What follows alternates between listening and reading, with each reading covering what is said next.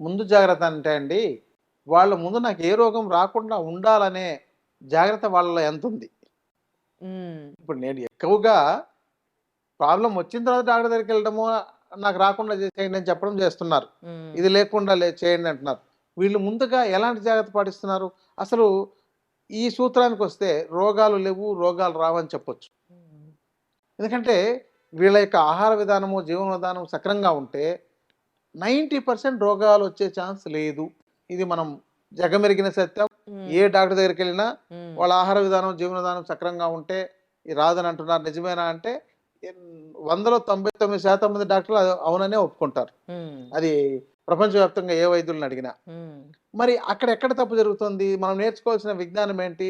ఈ ఆహారం, జీవన విధానానికి సంబంధించిన విజ్ఞానమే గదా నేర్చుకోవాలి. మరి ఇది ఎంతమంది నేర్చుకుంటున్నారు? ఈ రోగాలు రాకుండా ఎంతమంది కాపాడుకుంటున్నారు?